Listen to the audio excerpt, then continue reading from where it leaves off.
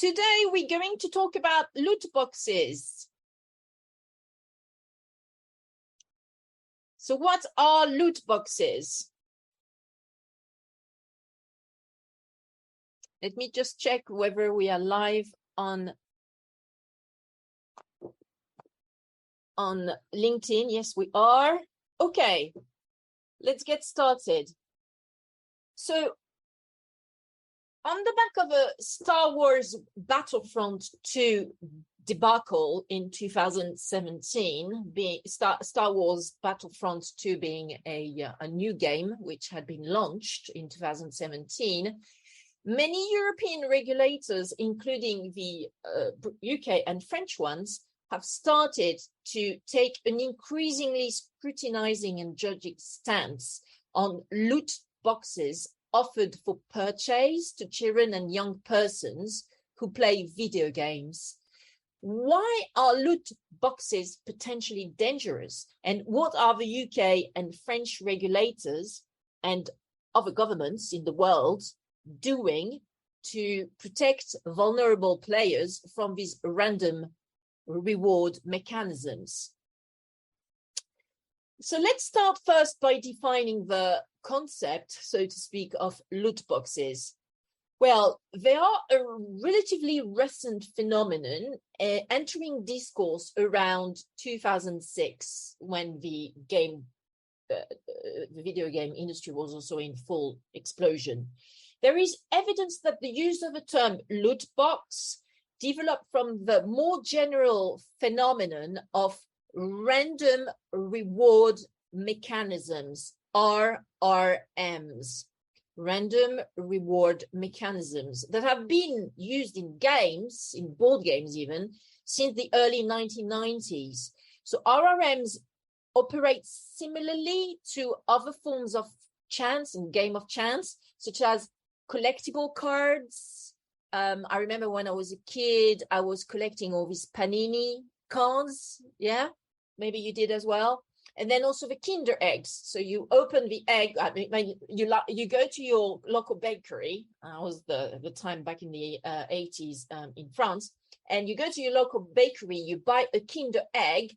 You eat the external, which is in chocolate. And inside there is a random reward mechanism. So you don't know what you're going to get, but you're going to get a little game, a little, gimmick thing. And so it can be traced back to 19th century cigarette cards, actually, these RRMs, these random reward mechanisms. So RRMs are based on the principle of desirable free products contained within another product, Kinder Egg, which contains the box with a little loot, which is sold, and the nature of the game relies on blind purchases of random items. Okay, so using collectible cards as an example, buyers continue to pay for cards in the hope of finding the particular cards they want. So, for example, coming back to the Panini cards that I used to buy in the 80s, well, we wanted to buy those cards because then we would have access, we would create a team of football players, if I remember well, me and my brother. And so we were kept on buying those Panini cards because we wanted to have the collectible card for this particular player, which I think at the time was Star Wars Platini, really, for the French team, etc., etc. So the market for these goods operates with information asymmetry. Sellers control the availability, do not publish probability statistics, and capitalize on buyers' desires. So, of course, kids and young people are the most susceptible to fall for random reward mechanisms, RRMs, obviously. While these antecedents of loot boxes are established and accept randomness as an element of play in physical and virtual games of chance, research indicates that video games have been putting random items in treasure chests for decades. Therefore, the randomness of reward is the key distinguishing feature of loot boxes around which all definitions agree. In terms of distinguishing and classifying those loot boxes, the division centers on the mechanism of reward. So key distinguishing factors in definitions of these loot boxes are the type of loot boxes. Are they cosmetic, i.e. it's going to be a customization of an avatar or a player's character, so the looks of a player's character in the game, or are they integral / game improvement loot boxes? So for example, tools, weapons, maps, superpowers. These are the distinction of loot boxes relating to the type of loot boxes. Then you've got the currencies used. Are they going to be virtual currencies, only viable through the game, the video game, or viable through Bitcoin? Or are they real world money? So you have to bear in mind that the cost of loot boxes vary from a few euros, like 1 to 2 euros or dollars or whatever, to up to 100 euros or more even sometimes. So this is a pretty remunerative business for video game publishers. Then a second distinguishing factor of loot boxes is ubiquity. Is it going to be a popular loot box, or is it going to be a niche loot box for certain kind of players, gone up to certain levels? Then you also have access as a distinguishing factor. Is the reward for playing the game well? Is it a reward for playing the game well, or is it a reward for sustained game playing? Sometimes the cost of loot boxes ranges from some gameplay, such as finishing a level in the game, for example, but sometimes it can also require from the player heavy several hours and often repetitive gameplay, which is called grinding. So what type of access criteria exist for this particular loot box? And then the exclusiveness is another criteria to define loot boxes. The player has no other way of acquiring items other than spending money on the loot boxes. So RRMs have been conceptualized in 4 types, depending on the resources players tender versus the potential reward. So resources, reward. These may be either isolated, so I RRMs, or E embedded RRMs in the real world economy. So the criteria are isolated or embedded, and it can be non-isolated or isolated, and then it can be embedded or non-embedded. So there are 4 options every time.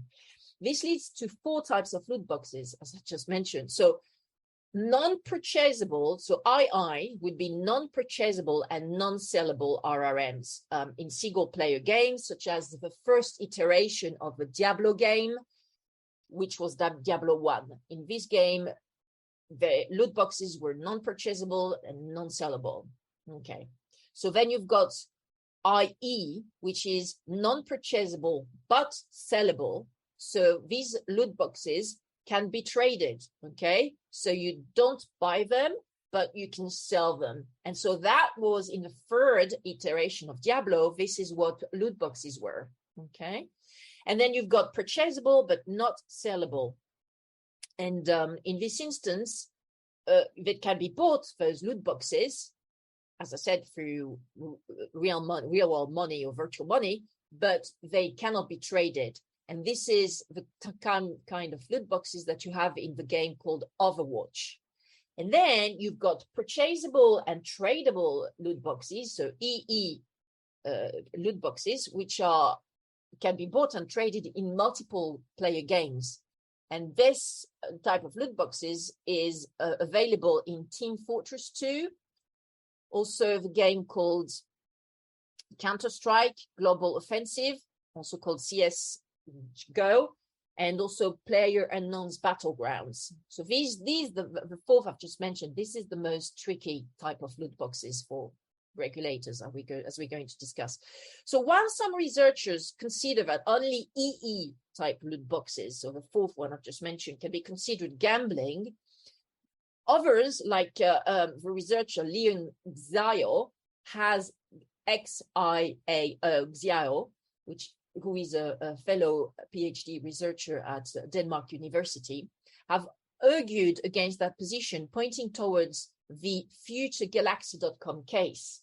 So in this case, from 2000, before 2017, sorry, a third-party website meant that game currencies and rewards that were isolated by design could in fact be traded on this particular website, so making them effectively embedded in this case.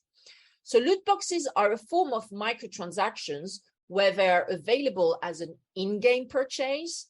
However, loot boxes are only one part of the in-game purchase market, of course. There are other type of microtransactions, but the basically particularity of loot boxes is, and the unique element is that the change mechanism. For other forms of in-game purchases, players will know what item they will receive in advance of purchase. Unlike in loot boxes, there is this element of chance.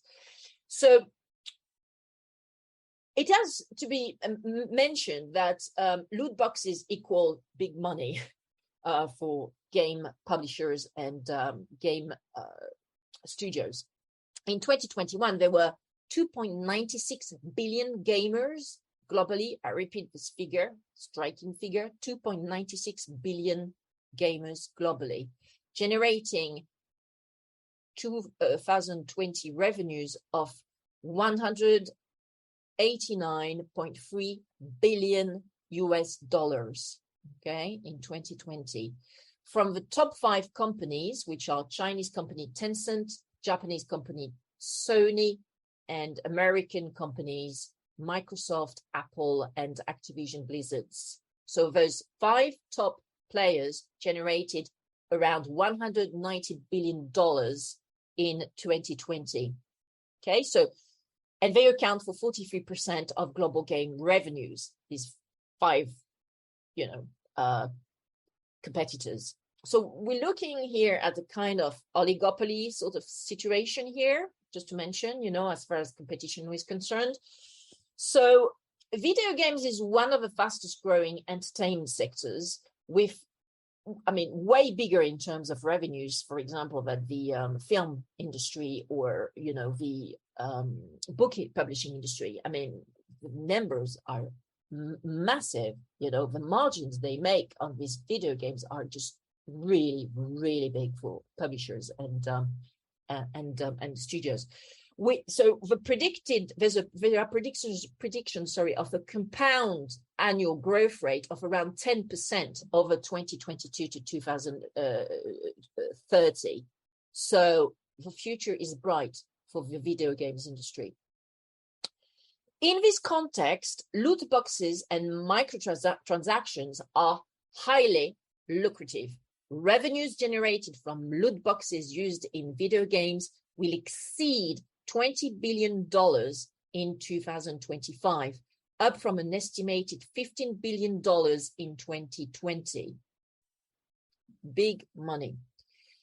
No wonder large studios such as Activision Blizzard and Electronic Arts have patented their loot box mechanisms to combat imitation. So in the latest thought leadership article that we published yesterday on our website, crefovi.com and crefovi.fr, you can actually find the written version of his content, which I'm discussing about today.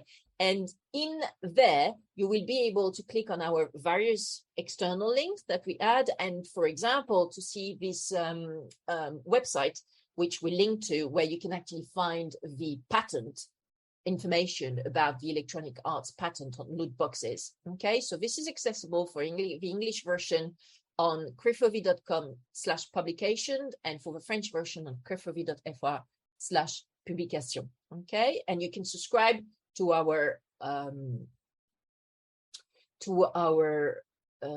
basically weekly subscription plan on our website in our store. So crefovi.com/store for the English version of the content, or crefovi.fr/magasin for the French version.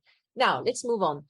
So as explained in our article, which is also viewable on our database of restricted content, on Microsoft acquisition of Activision Blizzard, gamers access video games 3 ways. So they can purchase the game. This is the first option. They can purchase the game for a set price. That is a premium purchase price model, which is the most traditional business model. And it is still used for traditional games like Grand Theft Auto 5 and Assassin's Creed, for example. Very traditional and well-established franchises by now. The second access option is the subscription for a monthly, sometimes yearly basis for access to a game. So this is the model used by Blizzard Entertainment's World of Warcraft, which is perhaps the most successful game that utilizes this subscription model. Or the third way to access video games is downloading games which are free to play, but may have to execute microtransactions, we just mentioned in particular, with the loot boxes, in order to obtain discrete pieces of content. For example, a player may spend $1 on a new sword for a character, or on a vanity item such as changing the color of a character's hair, like in the most popular PC game in the world, Riot Games' Leagues of Legend, which sells a variety of items that can customize the base game, which itself is given away for free. So this is the third and last scenario, i.e. the freemium model of distribution built around these microtransactions as a revenue stream that loot boxes thrive. The game is downloaded from digital platforms such as the App Store, Google Play, or Steam, with most players spending no money at all to play the game. Loot boxes are inserted into these freemium games as a mechanism for in-app purchases. Even if players do not wish to access loot boxes, they cannot avoid exposure to these features of the game.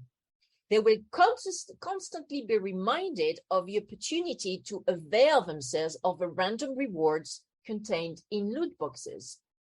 So it's so super tempting. So since there is this element of chance that we mentioned before, with probability to get something, but we don't know exactly what probability is to get that, are loot boxes included in the definition of gambling under the UK Gambling Act 2015 and French law dated 12th of May 2010, which regulates French gambling? No. Loot boxes are not legally considered gambling in the United Kingdom and France. Concerns have been raised about whether the purchase of loot boxes is like a game of chance and therefore a form of gambling.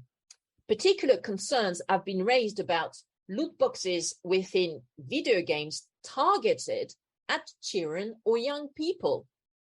In 2016, the UK Gambling Commission identified loot boxes as a potential risk to children as part of a wider review of gaming and gambling.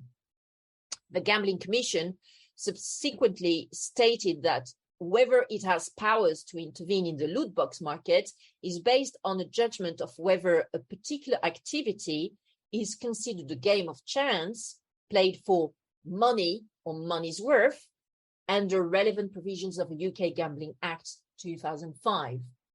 The Commission said that, and I quote here, where in-game items obtained via loot boxes are confined for use within the game and cannot be cashed out, it is unlikely to be called as a licensable gambling activity. In those cases, our legal powers would not allow us to step in. The same conclusion was reached by the French Autorité de Régulation des Jeux en Ligne, ARJEL, which has since been renamed as ING, Autorité Nationale des Jeux. In its 2017 to 2018 activity report, ARJEL concluded that loot boxes, except the embedded type loot boxes, such as in the games we mentioned before, PlayerUnknown, Battleground, Team Fortress, and Counter-Strike Global Offensive, which have been investigated already and largely resolved by ARJEL and other regulators and the game industry together. So in this 2017-2018 activity report, Argel, the French regulator for gambling in France, concluding that loot boxes were outside the scope of French law dated 12th of May 2010, relating to the opening of competition and regulation in the sector of online money and chance games. So for French and UK gambling regulators, the games that are most commonly mentioned in the debate of loot boxes, Overwatch, Star Wars Battlefront 2, and FIFA Ultimate Team, belong to the embedded / included type, so purchasable but not sellable RRMs, random reward mechanisms. And thus, they do not meet the legal definition of gambling, those loot boxes in these games. Not every European country, not every European country has taken this route, though, with Belgium and the Netherlands ruling that the sale of loot boxes in certain circumstances is a form of gambling and of a national gambling legislation. Slovakia, another EU member state, European Union member state, also considers loot boxes to be gambling under its national law legal definition, but has yet to take regulatory action on them. And more recently, in 2022, Spain has committed to introduce new legislation to restrict the sale of loot boxes.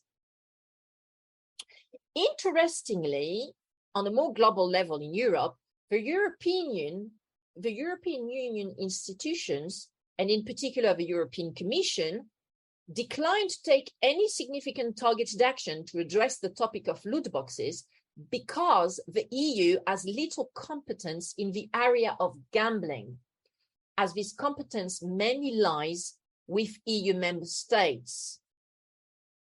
As a result, in France, the United Kingdom, but also Denmark, Finland, Sweden, and the other EU member states, except Belgium, the Netherlands, Slovakia, and Spain, loot boxes are regulated by general national legislation on contracts and consumer protection statutory rules. There is no, in most European countries at this point in time, there is no focused and dedicated regulation targeting loot boxes. So why are loot boxes an issue as it stands?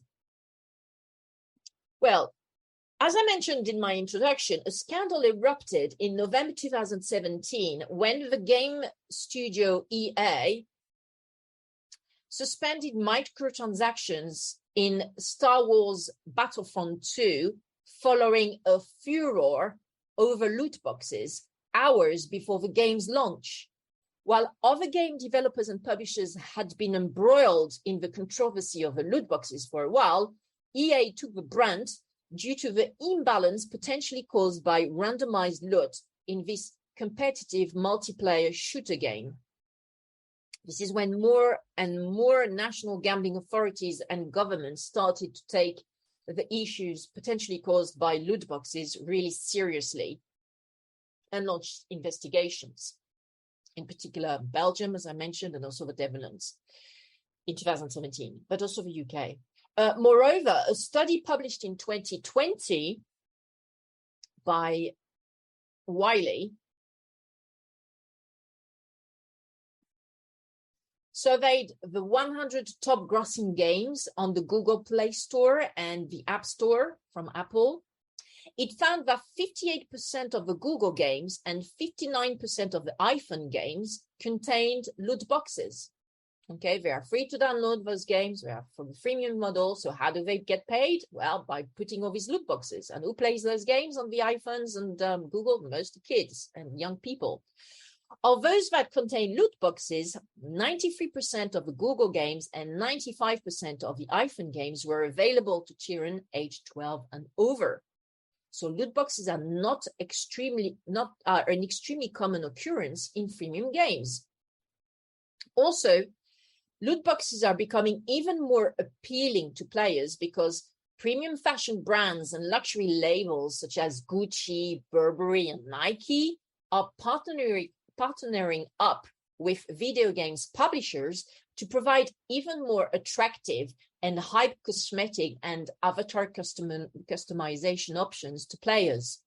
So this makes it even more difficult to resist for a player and for fashion-conscious youth these opportunities to purchase loot boxes containing fashion designers' items on their favorite games. In September 2019, the UK House of Commons Digital Culture, Media and Sports Committee, so it is abbreviated to DCMS, Digital Culture, Media and Sport Committee, published its report entitled Immersive and Addictive Technologies.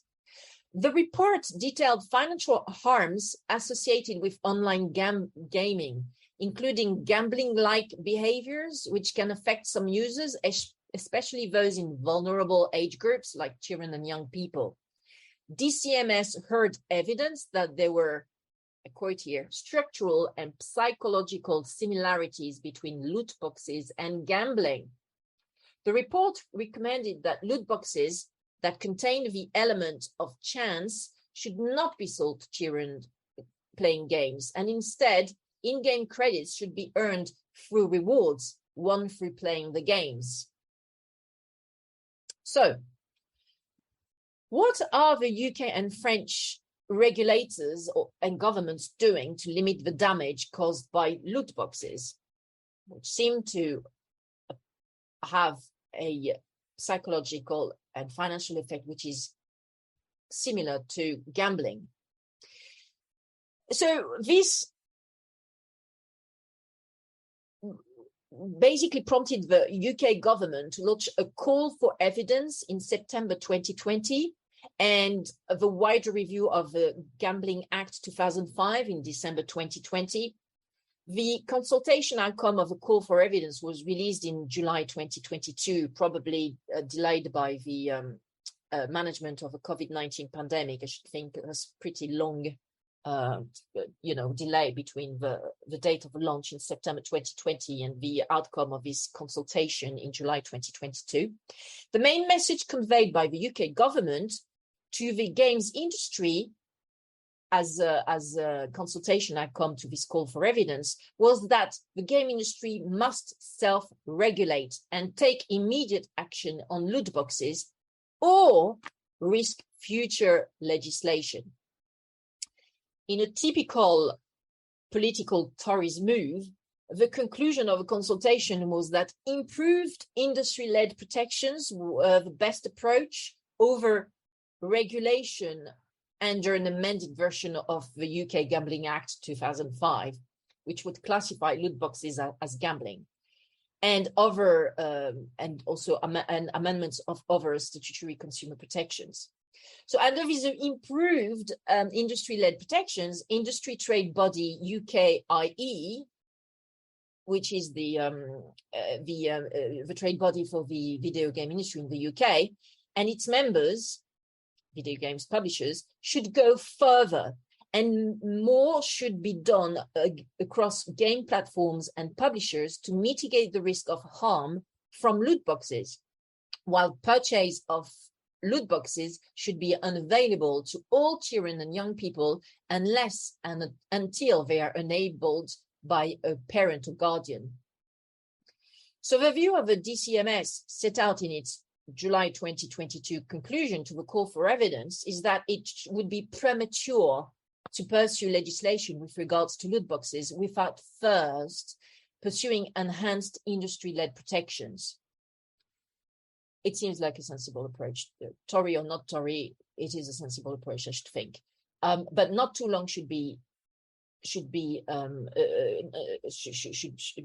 the period during which this approach to self-regulation should not be too long before another assessment as to whether legislative change needs to be imposed. So what the government did as well, and the DCMS did as well for the is that it convened a technical working group to pursue these enhanced industry-led measures to mitigate the risk of harms from loot boxes in video games. And this technical working group includes representatives of games companies and platforms, and also government departments and regulatory bodies. So among the members of this technical working group that I've just mentioned is the above mentioned PhD fellow, Lian Xiao, probably Chinese guy, who basically the subject of his research is loot boxes and video game law.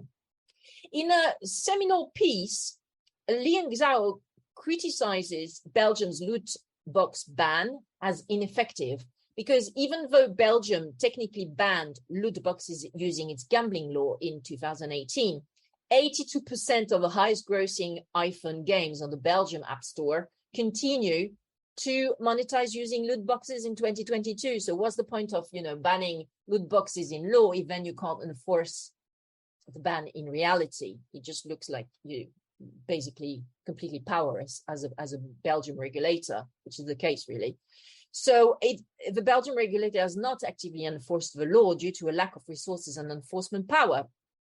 Therefore, any self-regulatory framework should be supported by effective enforcement mechanisms with an independent body set up to review compliance actions by game publishers and hand down penalties such as fines and financial penalties in case of non-compliance.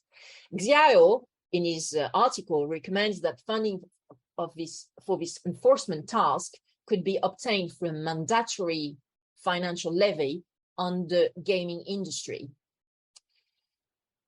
Lian Xiao also suggests that the UK loot box self-regulation approach involves the creation of a code of conduct within the meaning of Regulation 2.1 of the Consumer Protection from Unfair Trading Regulations 2008. This would imply that any failure to comply with verifiable self-regulatory commitments explicitly set out in this code of conduct by a signatory company may be subject to legal proceedings. This combination of flexibility through the code of conduct, industry commitment through self-regulation, and also enforcement powers through potential legal proceedings if you don't comply with the code, thanks to the UK statutory regulations, would be ideal, according to Lian Xiao. Another tool to enhance self-regulation would be to require mandatory loot box probability disclosures, such as the ones required in China. Indeed, China has required video games platforms to disclose the probabilities of obtaining randomized items from loot boxes since 2017. Only 64% of games containing loot boxes disclose probabilities on the UK App Store, compared to 95.6% on the Chinese store. Yeah, they don't stray in China. If you don't follow the rule, you're out in China.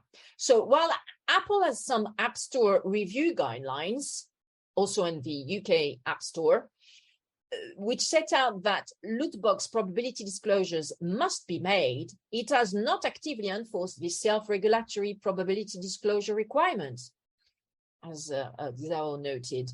This should change, and failing to disclose probabilities should cause the games to be removed from the store, from the platform. Also, these probability disclosures should be sufficiently prominent and easily accessible to players, and the UK self-regulation measures should encompass industry-wide minimal standards that all companies must meet in this respect. So Xiao is like, okay, let's do self-regulation, but the Chinese way, yeah, like pushy, like tough.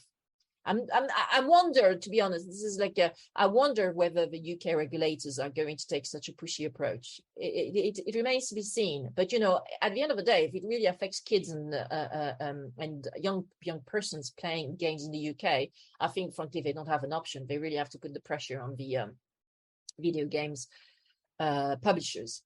Another self-regulatory measure, according to Xiao, that has been uniformly applied is PEGI. And I quote here, includes paid random items label. Okay, so what is PEGI? It's the European Video Game Content Rating System provider, and it provides labels. Okay, and one of these labels that you can see when you buy the game includes paid random items. meaning in plain English, include loot boxes.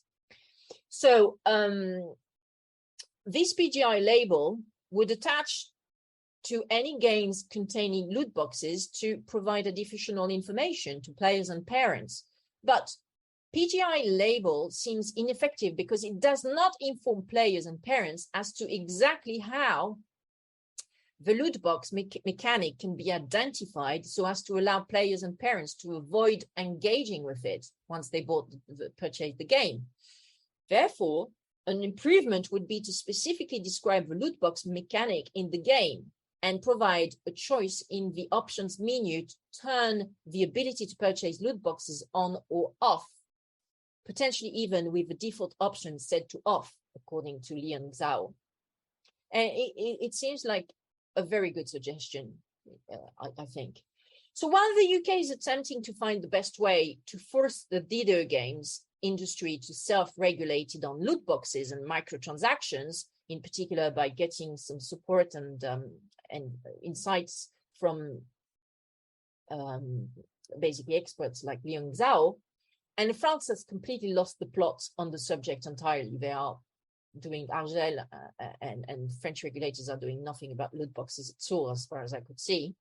Australia, in the meantime, has filed a loot box bill on the 28th of November 2022, so a few days ago, with its proposed legislation requiring games with loot boxes to be rated R18 plus and carrying warnings for parents in order to keep children from purchasing and playing games with loot boxes. So Australia, I mean, except from during the pandemic, COVID-19, where I understand management of this pandemic by the government was pretty heavy-handed, but Australia is more of a, as far as I understand, a less regulation is better kind of country, pretty capitalistic and Anglo-Saxon way, so a laissez-faire approach. But it's interesting to see in this instance that he really took such a strong stance against loot boxes. And it probably is a sign that quite a lot of kids and young people are suffering or making their families suffer because of this loot box thing. And it's probably having some pretty detrimental psychological effect and financial effects on these kids and their families. So this is the approach that Australia is taking.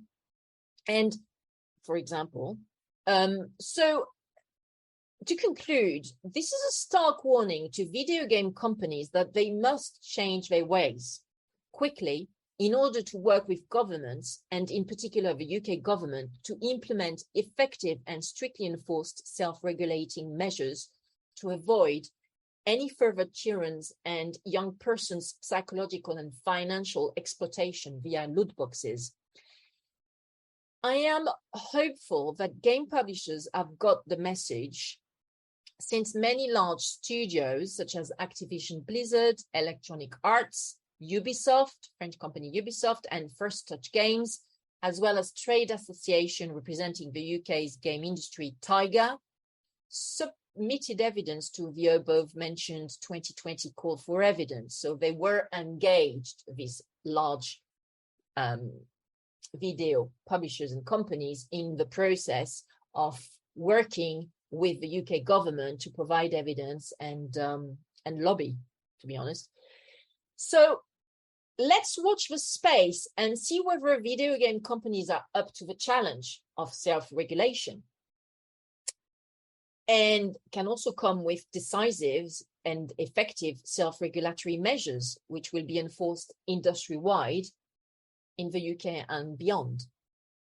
If not, I think more and more governments are going to go for legislation after this sort of wait and see period where they assess the self-regulation. So if you are a game publisher, if you are a game editor and company, don't hesitate to come to us so that we can, at Crefovi, our law firm Crefovi, in order to discuss how to get engaged in this process of self-regulation for your the TCMS, the UK government, and also trade bodies like Tiger and UKIE. we can support you in implementing the steps to make sure that loot boxes are available within the right remit. This is all for me for now. Thank you very much for being here and listening to our content, curated content.